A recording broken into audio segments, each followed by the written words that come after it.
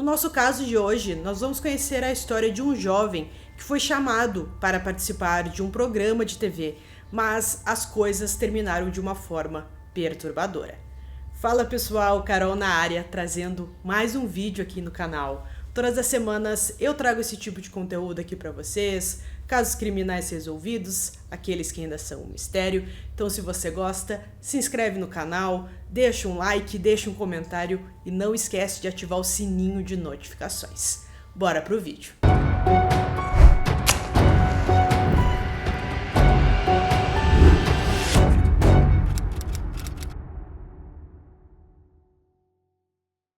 Na década de 90, o programa Jenny Jones ficou muito famoso nos Estados Unidos. Apresentado pela ex-atriz e cantora Jenny Jones, o talk show ganhou o público rapidamente com temas de testes de paternidade e famílias que tinham problemas com seus filhos adolescentes. Mas logo, o canal expandiu para outros temas mais ousados, como briga com vizinhos e paixões secretas. Então, em cada episódio, pessoas diferentes participavam do programa. No início de 1995, um jovem chamado Scott Amador foi convidado para participar do programa. Ele nasceu em 26 de janeiro de 1963, o mais novo de 6 filhos de Frank e Patricia. Pouco depois do nascimento de Scott, a família se mudou para o Michigan e Frank e Patricia se divorciaram logo depois. Aos 17 anos, Scott abandonou o ensino médio para se juntar à Força Aérea. Ele serviu na Força Aérea por 4 anos antes de retornar a Michigan. Ele tinha um histórico de abuso de substâncias, pelo qual entrou em programas de reabilitação 2 vezes. Ele também teve dificuldades com relacionamentos e teve casos anteriores de violência doméstica. Logo que voltou para casa, ele trabalhou na indústria de telecomunicações por vários anos, antes de finalmente mudar para barman, sua profissão preferida porque ele gostava da vida social que isso trazia. De acordo com uma de suas vizinhas, que era muito amiga dele, ele era um viciado em talk show. Scott era assumido gay e era um homem muito generoso com sua comunidade e até acolheu seus amigos que sofriam de complicações do HIV em uma época em que ninguém mais o faria. Em 6 de março de 1995, Scott foi convidado em um episódio do The Jenny Jones Show intitulado Revealing Same-Sex Secret Crush, no qual ele admitiu ser um admirador secreto de Jonathan Smith, que morava perto dele em Lake Orion, no Michigan. Até a gravação, Jonathan não sabia quem seria revelado como seu admirador secreto, e ao saber que alguém estava apaixonado por ele, Jonathan teve uma boa ideia de quem tinha a paixão secreta. Tendo terminado recentemente com sua noiva, com quem ele passou 4 anos, ele acreditava que ela queria reacender o romance. Animado com isso, Jonathan comentou com seus colegas de trabalho que dessa vez ele iria se casar com ela. Com as filmagens programadas para 6 de março, Jonathan comprou uma roupa nova para garantir que estivesse com a melhor aparência possível. Ele tinha fé que as coisas dariam certo dessa vez. Então ele viajou até o local e ele estava muito curioso, para saber o que estava acontecendo, quem seria a pessoa, e ele disse que o pessoal ali do programa garantiu para ele que o seu admirador secreto era uma mulher. Mas, segundo outras fontes, dizem que o pessoal ali do programa nunca disse com certeza que era uma mulher. Eles deixaram aquilo em aberto. Durante o programa, Scott foi encorajado pela apresentadora Jenny Jones a compartilhar suas fantasias com Jonathan. Ao seu lado estava sentada sua amiga, que por acaso também era vizinha de Jonathan, uma mulher chamada Donna Riley. Ela tinha sido, no fim das contas, a razão pela qual os 2 homens tinham se cruzado.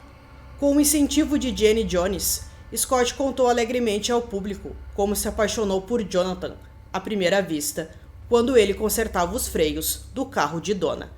Jenny começou a pressioná-lo mais profundamente para falar sobre seus sentimentos por Jonathan, com ele chegando até a admitir as suas fantasias sexuais que tinha com o homem. Ficou claro que o público estava absorvendo a situação e Jenny continuou a aumentar a confiança e as esperanças de Scott, assim como os produtores fizeram com Jonathan. O Jonathan não sabia de nada do que eles estavam falando ali no programa, conversando, então teve um momento que o Jonathan foi chamado para o palco. Ele entrou e a primeira pessoa que ele viu foi a dona, a sua vizinha, então ele acreditou que era ela que era apaixonada por ele. Mas não era, na verdade era o Scott que estava sentado do lado dela e quando o Jonathan se aproximou deles, o Scott deu um abraço, o Jonathan retribuiu, mas ficou na cara que aquela situação não tinha sido agradável. O Jonathan ficou muito desconfortável com tudo aquilo. Uma vez sentados, Jenny disse alegremente a Jonathan que não era a dona quem tinha a queda, mas sim o Scott. Visivelmente envergonhado, Jonathan colocou as mãos no rosto e soltou uma risada nervosa, enquanto exclamava para todos: "Você mentiu para mim", se referindo a Jenny. Tentando expressar suas emoções, Jonathan educadamente deixou claro que era heterossexual. Para tentar aliviar o constrangimento, o segmento terminou com Jonathan dando um abraço amigável ao Scott para não demonstrar ressentimentos. Jonathan passou a noite seguinte bebendo em um bar com Donna e Scott, antes de voar para casa. Parecia que o encontro havia terminado em termos amigáveis, mas bem no fundo, o Jonathan, ele sentia muita vergonha e ele se sentiu humilhado depois que tudo isso aconteceu e acreditou que seus colegas de trabalho iriam rir muito dele quando ele voltasse a trabalhar por causa de toda essa situação. Algumas fontes dizem que depois de ficar no bar, Scott e Jonathan tiveram um encontro sexual, mas isso não foi confirmado. Quando Jonathan chegou em casa, ele foi ridicularizado pelo seu pai homofóbico, o que alimentou ainda mais sua raiva. A gota d'água veio quando Jonathan encontrou um bilhete sexual sugestivo na caixinha do correio, e ele tinha certeza que foi Scott que o enviou. Depois de encontrar o bilhete, Jonathan sacou o dinheiro, comprou uma espingarda e foi até o trailer de Scott. Ele então perguntou a Scott se era ele quem havia deixado o bilhete. O Scott apenas respondeu com um sorriso. Jonathan então voltou para o seu carro, pegou sua arma e voltou para o trailer. Ele então atirou no Scott 2 vezes em seu peito, matando-o imediatamente. Logo em seguida, o Jonathan mesmo ligou para a emergência e contou tudo o que aconteceu. Ele contou que matou o Scott porque os dois tinham participado do programa da Jenny Jones e que aquilo tinha mexido muito com ele. Então foi fácil para a polícia porque ele simplesmente confessou o que ele tinha feito naquele momento. O julgamento do assassinato virou notícia. O assassinato ganhou muita atenção na época porque muitas pessoas assistiram aquele episódio. Jenny Jones enfrentou alguns problemas depois disso e foi questionada pela equipe de defesa de Jonathan, que a acusou de persuadir seu cliente a entrar no programa sob falsos pretextos. Ela negava qualquer irregularidade e se recusava a assumir qualquer responsabilidade. Também veio à tona que os produtores do show tinham aconselhado Donna e Scott que eles precisavam fazer sua aparição a mais divertida possível. Eles até pressionaram o Scott a tentar beijar o Jonathan no programa, mas o Scott acabou recusando e disse que não faria isso. Eles também foram incentivados a beber vodka antes do programa. Os advogados de Jonathan tentaram minimizar sua responsabilidade ao revelar que ele sofria de depressão maníaca, o que o ajudou a agir em defesa do pânico gay. Uma estratégia legal para diminuir a culpa de um cliente ao afirmar que ele havia sofrido insanidade temporária causada por investidas injustificadas do mesmo sexo. Jonathan foi considerado culpado de assassinato em 2º grau em 1996 e foi sentenciado de 25 a 50 anos de prisão, mas sua condenação foi anulada em apelação. Após novo julgamento, ele foi considerado culpado da mesma acusação, mas uma vez a sua sentença foi restabelecida. Jonathan foi liberado da prisão em 22 de agosto de 2017, após obter a liberdade condicional. Os defensores dos direitos gays prestaram muita atenção ao julgamento, dizendo que ele chamou a atenção para a violência contínua contra os homossexuais na sociedade americana. Jeff Montgomery, presidente do grupo de defesa dos gays e lésbicas sediado em Detroit, disse que estava satisfeito com o veredito. Estamos felizes com esse veredito, especialmente porque o júri recebeu todas essas acusações menores de contravenção. Acho que eles concordaram que ser gay não é um motivo para ser assassinado. Em 1995, a família de Scott entrou com uma ação por negligência contra o programa da Jenny Jones e a Warner Bros.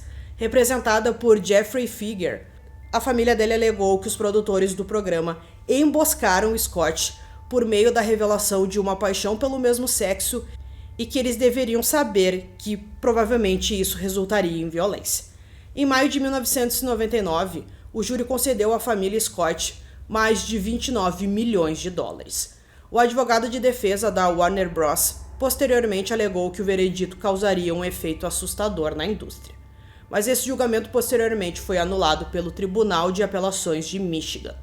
A Suprema Corte de Michigan se recusou a ouvir o caso. O tribunal decidiu que o The Jenny Jones Show não era responsável pelas ações de Jonathan, que eles consideravam imprevisíveis. Barbara Blogiati, porta-voz da Warner Bros., disse: "Continuamos acreditando que nem o programa nem qualquer pessoa ligada a ele foi de alguma forma responsável por esse crime. Mas depois do crime, o programa ficou muito mal falado. Em 2003, o show foi retirado do ar. Depois de ser solto em 2017, Jonathan permaneceu longe das notícias, mas Frank Amedur Jr., o irmão do Scott, não estava convencido de que o assassino de seu irmão havia aprendido a lição. Eu queria garantias de que a decisão não foi baseada apenas em um bom comportamento na prisão", ele disse em uma entrevista para um jornal. "Gostaria de saber que ele aprendeu alguma coisa, que ele é um homem mudado, mas é mais homofóbico e recebeu tratamento psicológico. Ele recebeu o que merecia? Não sei. Ele deveria ficar mais tempo? Ele precisa de mais ajuda? Não sei. Então eu luto com isso todos os dias. Mas ele não é a única pessoa que culpo pela morte do meu irmão. Ele acredita que as pessoas envolvidas no programa nunca foram responsabilizadas por seu papel e diz que são tão culpadas pela morte de seu irmão quanto Jonathan. Frank diz que Jonathan disse aos produtores que não gostaria de aparecer no programa se seu admirador fosse um homem e que ficaria muito chateado. Sabendo disso, eles lhe garantiram que seu admirador não era um homem. Ele diz que o assassino de seu irmão merecia ir para a prisão pelo assassinato, mas diz que o programa não apenas sabia o que estava fazendo, mas o levou longe demais. Se meu irmão soubesse que Jonathan se sentia do jeito que se sentia antes disso acontecer, ele não teria ido ao programa. Tenho certeza disso. Hoje em dia, Frank diz que luta contra a depressão e se sente quebrado por dentro. Ele diz que gostaria de saber mais sobre o Jonathan e o que tantos anos na prisão podem ter lhe ensinado. Muitos acreditam que se Scott não tivesse participado do programa, provavelmente ele estaria vivo hoje em dia. Houve muitos na década de 90 que também estavam convencidos de que o The Jenny Jones Murder, o nome que o caso recebeu, poderia ter sido completamente evitado. O advogado Alan Dershowitz diz que acredita que Jones e seus produtores eram mais do que apenas negligentes em seu comportamento. Na verdade, ele acredita que a malícia de Jonathan teve um papel mais importante na morte de Scott do que suas alegações de pânico gay, embora o advogado não tenha chegado a acusar Jones e seus produtores de assassinato. Jenny Jones não deveria se consolar com a conclusão legal de que a conduta de seu programa não desculpa a conduta de Jonathan. Ele escreveu: "A primeira emenda protege o programa de quaisquer consequências legais, mas não os imuniza das críticas que eles justamente merecem por suas ações irresponsáveis." Então, pessoal, quero ouvir a opinião de vocês, o que vocês acham desse caso, se o pessoal ali do programa também é culpado pelo assassinato do Scott. A gente sabe que o Jonathan é, o principal responsável. Mas e aí, será que o pessoal ali do programa também é? Isso foi muito debatido durante os anos, porque as pessoas acreditam que o pessoal do programa não teve ali o que merecia, que eles saíram impunes de um crime tão cruel. Então, espero que vocês tenham gostado desse vídeo. Esse foi mais um vídeo aqui no canal Durmam Bem e até o próximo.